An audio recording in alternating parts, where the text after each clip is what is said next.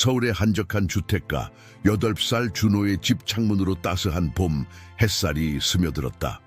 휠체어에 앉아 정원을 바라보는 준호의 눈빛은 공허했다. 목 아래로는 전혀 움직일 수 없는 상태였지만 그의 마음속에는 여전히 뛰어놀고 싶은 어린아이의 꿈이 살아있었다. 민서와 태현 부부는 아들의 방에서 나와 부엌에서 조용히 대화를 나누고 있었다. 오늘도 준호가 아무 반응이 없어요. 민서의 목소리에는 지친 기색이 역력했다. 태현은 아내의 어깨를 감싸며 위로했지만 그의 얼굴에도 걱정의 그림자가 드리워져 있었다. 수년간의 병원 진료와 끊임없는 치료에도 불구하고 준호의 상태는 나아질 기미를 보이지 않았다. 의사들은 이 희귀한 신경학적 질환의 원인을 찾지 못했고 가족들은 점점 더 깊은 절망의 늪으로 빠져들고 있었다. 그러던 어느 날 오후 준호의 삶을 바꿀 만남이 찾아왔다.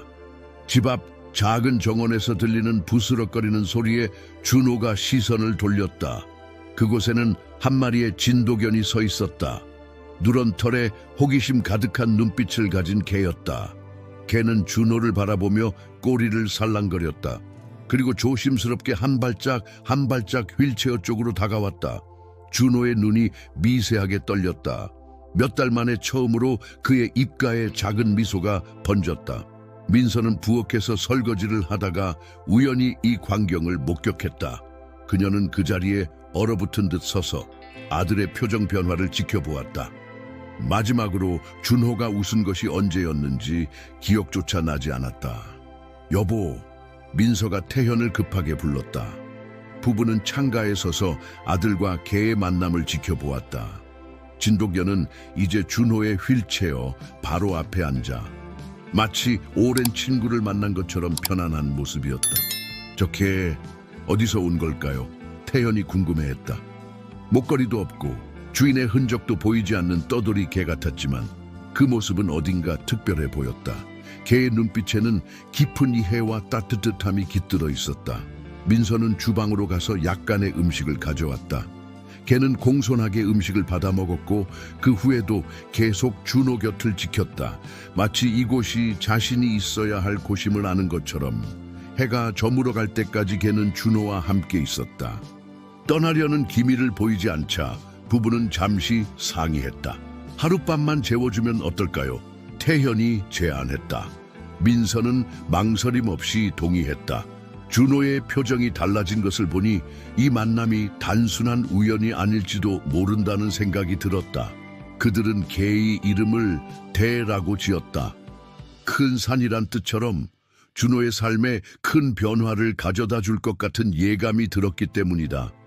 대는 그날 밤부터 준호의 방 앞에서 잠들었다. 마치 수호천사처럼 작은 소년을 지키려는 듯한 모습이었다. 그렇게 준호의 가족은 예기치 않은 새 식구를 맞이했다. 아무도 알지 못했지만 이 만남은 단순한 우연 이상의 의미를 가지고 있었다. 대의 등장은 준호의 삶에 작은 빛을 비추기 시작했고 그것은 앞으로 일어날 놀라운 변화의 시작에 불과했다.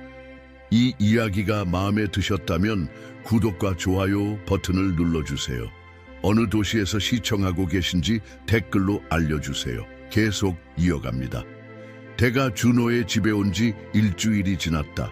봄바람이 정원의 꽃들을 흔드는 어느 오후 민서는 부엌에서 설거지를 하며 창밖을 바라보았다. 준호와 대가 정원에서 함께 시간을 보내고 있었다. 지난 며칠 동안 일어난 변화는 작지만 눈에 띄었다. 준호의 눈빛이 달라졌다. 전에는 공허하게 허공을 바라보던 아이가 이제는 대의 움직임을 따라 고개를 돌리고 때로는 희미한 미소를 지었다. 특히 대가 장난감을 물고 와서 그의 무릎에 올려놓을 때면 준호의 얼굴이 환하게 밝아졌다. 태현은 퇴근 후 매일 저녁 때와 준호를 산책시키기 시작했다. 휠체어를 밀고 가면 대가 앞서서 걸었는데 마치 길을 안내하는 것처럼 보였다. 이웃들은 처음에는 의아한 눈길을 보냈지만 곧 이 특별한 광경에 따뜻한 미소를 보내기 시작했다. 어느 날 민서는 준호의 치료를 담당하는 김 교수를 만났다. 최근 준호의 상태가 조금 달라진 것 같아요. 반응이 더 활발해졌거든요. 김 교수는 관심을 보이며 준호의 변화를 자세히 물었다. 민서는 대에 대해 이야기했고 김 교수는 깊은 생각에 잠겼다. 동물 매개 치료에 대한 연구가 있긴 합니다만 준호의 경우는 좀 특별해 보이네요. 개와의 교감이 어떤 영향을 미치는지 지켜보는 것도 좋을 것 같습니다. 김 교수의 말에 민서는 희망을 느꼈다. 그러나 대의 존재는 단순한 치료 동물 이상이었다. 어느 날 밤 준호가 잠든 후 대가 갑자기 안절부절 못하는 모습을 보였다. 계속해서 준호의 방 주위를 맴돌더니 낮게 울기 시작했다. 민서와 태현이 서둘러 방에 들어가 보니 준호가 평소와 다른 모습이었다. 태현이 재빨리 천을 재보니 미열이 있었다. 평소 같았으면 증상이 심해질 때까지 몰랐을 텐데 대의 경고 덕분에 일찍 발견할 수 있었다. 그날 밤 이후 부부는 대가 단순한 유기견이 아니라는 것을 직감했다. 대는 마치 준호의 상태를 정확히 이해하고 있는 것처럼 행동했다. 준호가 불편해할 때면 어김없이 먼저 알아차렸고 그때마다 적절한 반응을 보였다. 때로는 조용히 곁을 지켰고 때로는 장난스럽게 준호의 기분을 전환시켰다. 특히 놀라운 것은 대가 가져오는 물건들이었다. 처음에는 평범한 나뭇가지나 돌멩이로 보였지만 자세히 보면 뭔가 특별해 보였다. 이파리는 항상 특이한 모양이었고 돌멩이는 마치 오래된 부적처럼 독특한 무늬가 있었다. 준호는 이런 물건들을 받을 때마다 특별한 반응을 보였다. 마치 그것들이 자신에게 중요한 의미가 있다는 듯이. 태현은 이런 물건들을 모아두기 시작했다. 언젠가 이것들이 중요한 의미를 가질지도 모른다는 예감이 들었기 때문이다. 밤이면 대는 준호의 방 문 앞에서 잠들었다. 마치 오래전부터 이곳이 자신의 자리였다는 듯이 편안한 모습이었다. 가끔 밤중에 일어나 준호를 확인하고 다시 제자리로 돌아가는 모습은 마치 수호 천사 같았다. 태현은 서재에서 대가 가져온 물건들을 하나하나 살펴보고 있었다. 이제는 작은 상자 하나가 가득 찰 만큼 많은 물건이 모여 있었다. 돌멩이들은 모두 비슷한 무늬를 가지고 있었고 나무십들은 마치 글자처럼 보이는 특이한 모양을 하고 있었다. 여보, 이것 좀 보세요. 태현이 민서를 불렀다. 그는 인터넷에서 찾은 옛 문서를 가리켰다. 화면에는 오래된 사찰의 기록이 있었고 그 속에는 치유의 힘을 가진 영험한 개에 대한 이야기가 적혀 있었다. 민서는 남편의 어깨 너머로 화면을 들여다보았다.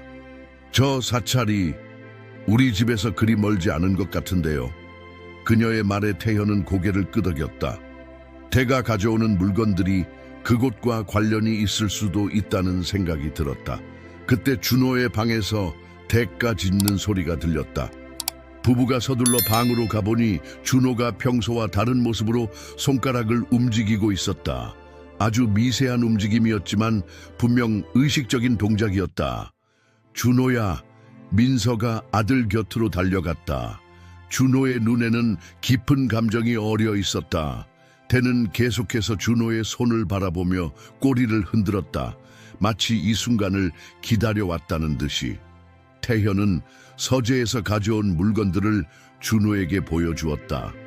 특히 한 돌멩이를 보여주자 준호의 눈이 크게 떠졌다. 그는 힘겹게 입을 열었다. 기억나, 그곳. 오랜만에 들은 아들의 목소리의 부부는 눈물을 글썽였다. 다음 날 김 교수는 준호의 상태 변화에 놀라움을 감추지 못했다. 신경학적으로는 설명하기 어려운 현상입니다. 하지만 분명 긍정적인 변화예요. 그는 대의 존재가 준호의 회복에 미치는 영향을 더 자세히 연구해보고 싶다고 했다. 밤이 되자 대는 더욱 안절부절 못했다.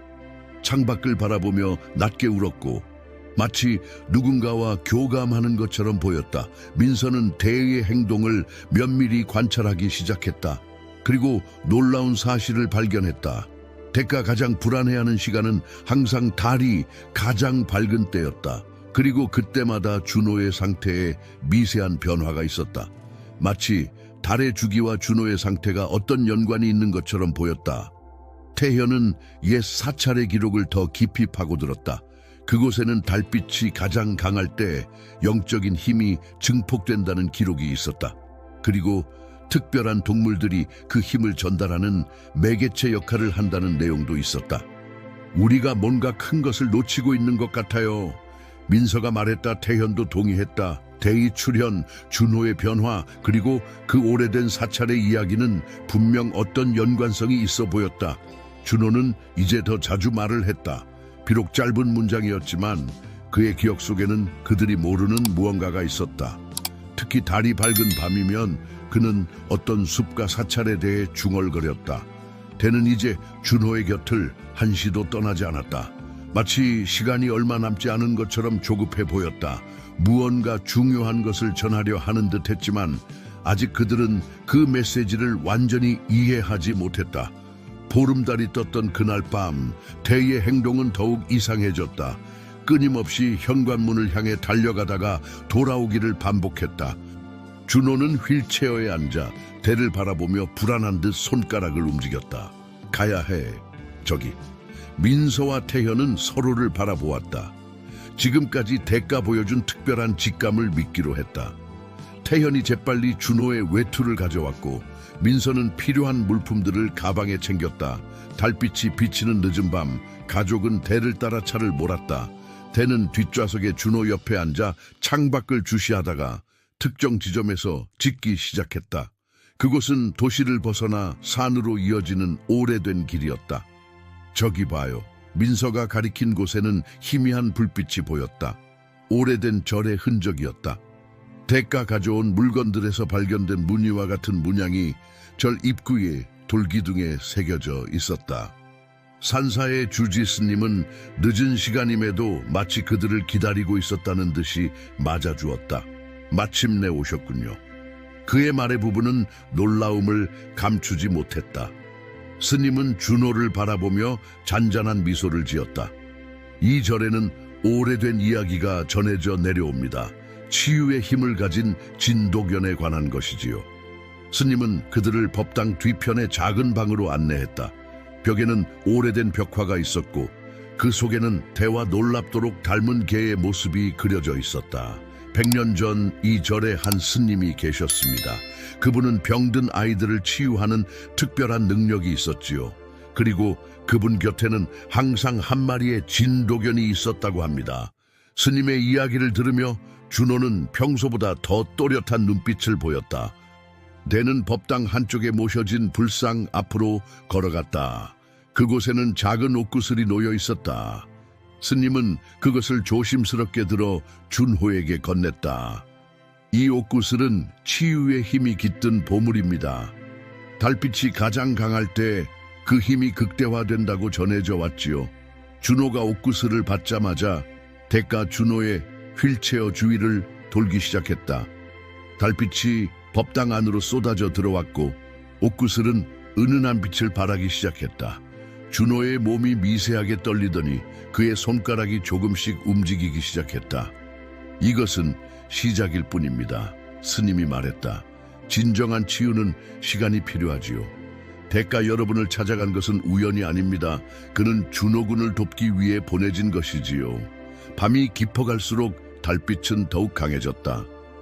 법당 안에는 이상한 기운이 감돌았다. 준호의 얼굴에는 평화로운 미소가 번졌고 대는 마치 자신의 임무를 완수한 것처럼 편안한 모습이었다. 스님은 그들에게 달의 주기와 관련된 특별한 의식을 가르쳐 주었다. 이제 그들은 매달 보름날마다 이곳을 찾아와야 했다. 대는 그들의 안내자이자 수호자로서 이 여정을 함께할 것이다. 보름달이 떴던 그날 밤 대의 행동은 더욱 이상해졌다. 끊임없이 현관문을 향해 달려가다가 돌아오기를 반복했다. 준호는 휠체어에 앉아 대를 바라보며 불안한 듯 손가락을 움직였다. 가야 해. 저기. 민서와 태현은 서로를 바라보았다. 지금까지 대가 보여준 특별한 직감을 믿기로 했다.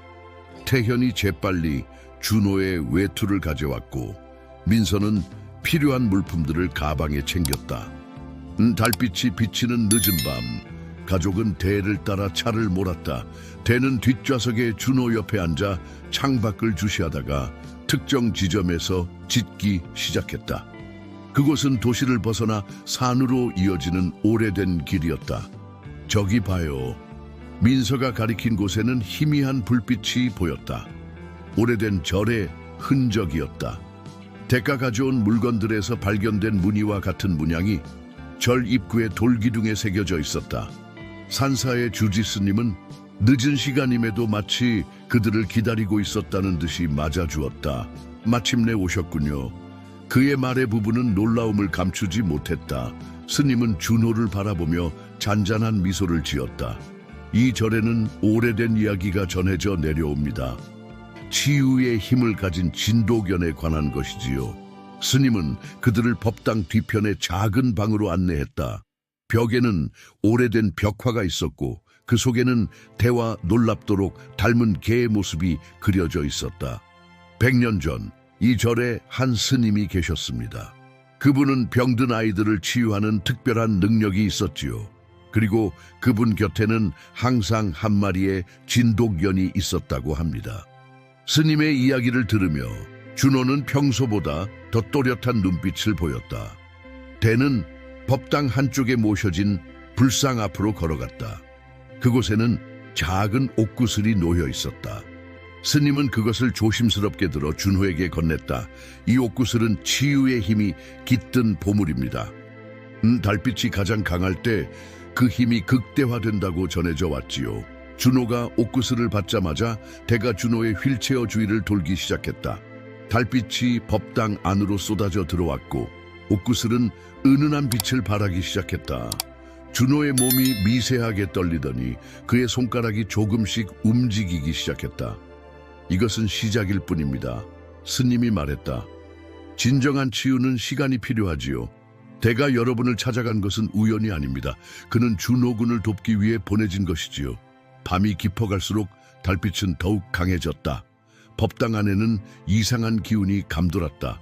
준호의 얼굴에는 평화로운 미소가 번졌고 대는 마치 자신의 임무를 완수한 것처럼 편안한 모습이었다. 스님은 그들에게 달의 주기와 관련된 특별한 의식을 가르쳐 주었다. 이제 그들은 매달 보름날마다 이곳을 찾아와야 했다. 대는 그들의 안내자이자 수호자로서 이 여정을 함께할 것이다. 달이 차오르고 기울기를 반복하는 동안 준호의 상태는 조금씩 나아졌다. 처음에는 손가락의 움직임이 미세했지만 이제는 손목까지 움직일 수 있게 되었다. 김 교수는 이러한 변화를 과학적으로 설명할 수 없었지만 분명한 호전을 인정할 수밖에 없었다. 의학적으로는 설명하기 어렵습니다만 준호군의 신경 반응이 점점 강해지고 있어요. 김 교수는 최신 검사 결과를 보여주며 말했다. 스캔 화면에는 이전에 없던 신경 활성화가 선명하게 나타났다. 매월 보름날이 되면 가족은 저를 찾았다. 대는 이제 그들의 안내자가 되어 산길을 이끌었다. 달빛이 가득한 법당에서 준호는 옥구슬을 손에 쥐고 스님이 가르쳐준 명상을 했다. 그럴 때마다 대는 준호 주위를 돌며 특별한 에너지를 전달하는 것 같았다. 민서는 준호의 변화를 일기처럼 기록했다. 오늘은 준호가 처음으로 팔을 들어 올렸어요. 잠깐이었지만 분명히 보았어요. 대가 옆에서 꼬리를 흔들며 기뻐했죠. 그녀의 일기장에는 희망의 순간들이 하나둘씩 쌓여갔다. 태현은 다른 진도견의 치유 사례를 찾아보았다. 비록 준호의 경우처럼 극적인 예는 없었지만 동물들이 가진 특별한 치유 능력에 대한 이야기는 세계 곳곳에 존재했다. 특히 달의 주기와 관련된 치유 의식은 여러 문화에서 발견되었다. 어느 날 준호는 처음으로 자신의 경험을 말로 표현했다. 달빛이 몸속으로 들어와요. 대가 있으면 더 따뜻해져요. 그의 목소리는 여전히 약했지만 그 안에는 강한 확신이 담겨 있었다. 스님은 준호의 진전을 지켜보며 미소 지었다. 영험한 개는 100년에 한 번 나타난다고 합니다. 대는 준호군을 위해 보내진 거지요. 하지만 치유의 시간은 제한되어 있습니다. 이 말에 민서는 불안해졌다. 무슨 뜻이신가요? 스님은 잠시 침묵했다가 대답했다. 대가 준호군에게 전해줄 수 있는 힘에는 한계가 있습니다. 보름달이 3번 더 뜨고 지면 그 힘이 다할 것입니다. 대는 이 이야기를 듣고 있는 듯 준호의 휠체어 옆에 바짝 붙어 앉았다. 그의 눈빛은 더욱 결연해 보였다. 마치 남은 시간 동안 최선을 다하겠다는 의지를 보이는 것 같았다. 걱정하지 마세요. 스님이 덧붙였다. 비록 대의 힘은 한시적이지만 그동안 준호군의 몸이 충분히 회복된다면 그 이후에도 호전은 계속될 것입니다. 중요한 것은 이 시간을 온전히 활용하는 것이지요. 달빛이 밝은 밤이면 법당 안에서는 특별한 기운이 감돌았다. 옥구슬은 은은한 빛을 발했고 준호의 몸은 점점 더 많은 움직임을 보였다. 대는 그 모든 순간을 함께하며 자신의 사명을 다하고 있었다. 민서와 태현은 이제 희망을 넘어 확신을 가지게 되었다. 비록 대가 그들과 함께할 수 있는 시간은 제한되어 있지만 그동안 일어난 변화는 분명 기적과도 같았다. 준호의 미소는 날이 갈수록 밝아졌고 그의 의지는 더욱 강해졌다. 마지막 보름달이 다가오고 있었다. 준호는 이제 양팔을 자유롭게 움직일 수 있었고 목의 움직임도 훨씬 자연스러워졌다. 대는 마지막 날을 앞두고 더욱 헌신적으로 준호를 돌보았다. 내일이 마지막 보름달이에요. 민서가 태현에게 말했다. 부부의 마음은 복잡했다. 대의 도움으로 준호는 놀라운 회복을 보였지만 그들은 대와 헤어질 생각을 하니 가슴이 아팠다.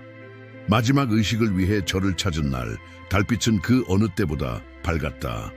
스님은 그들을 맞이하며 말했다. 오늘은 특별한 날입니다. 대가 가진 치유의 힘이 가장 강해지는 날이지요.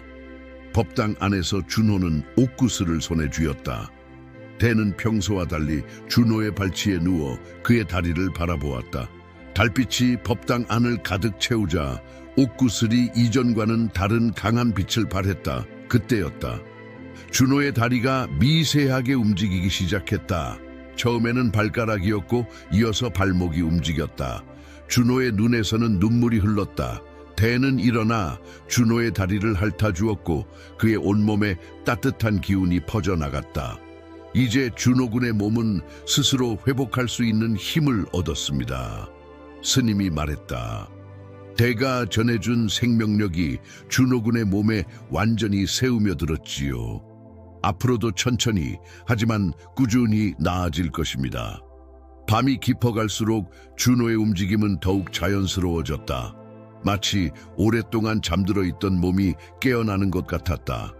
대는 마지막 힘을 다해 준호에게 치유의 에너지를 전달했다. 달이 정점에 이르렀을 때 대의 몸이 은은한 빛을 발하기 시작했다. 스님은 고개를 끄덕였다. 대가 이제 돌아가야 할 시간입니다. 그의 사명이 완수되었습니다. 준호는 대를 꼭 안았다. 고마워 대야, 절대 잊지 않을게. 대는 준호의 얼굴을 마지막으로 핥아주고 천천히 법당을 나섰다. 그의 모습은 달빛 속으로 사라졌고 마치 처음부터 꿈이었던 것처럼 흔적도 없이 사라졌다. 대는 이제 다른 아이를 돕기 위해 떠났습니다. 스님이 설명했다. 하지만 그가 준호군에게 남긴 선물은 영원할 것입니다. 사랑과 치유의 힘은 결코 사라지지 않으니까요. 몇 달이 지난 후 준호는 처음으로 보조기구의 도움을 받아 몇 발자국을 걸을 수 있게 되었다. 의사들은 이러한 회복을 기적이라고 불렀다. 하지만 준호의 가족은 알고 있었다. 이것은 한 특별한 진도견이 가져다 준 사랑의 기적이었다. 매월 보름달이 뜰 때마다 준호는 창밖을 바라보며 미소 짓는다. 어딘가에서 대가 또 다른 아이에게 희망을 전하고 있을 것이라고 믿으면서. Fime Day Historia. 여러분, 준호와 대의 감동적인 이야기는 여기서 끝이 납니다. 하지만 이와 같은 특별한 이야기들이 더 많이 있습니다. 구독과 좋아요를 눌러주시면 매일 새로운 이야기로 찾아뵙겠습니다. 여러분의 이야기도 댓글로 들려주세요. 다음 이야기에서 다시 만나요.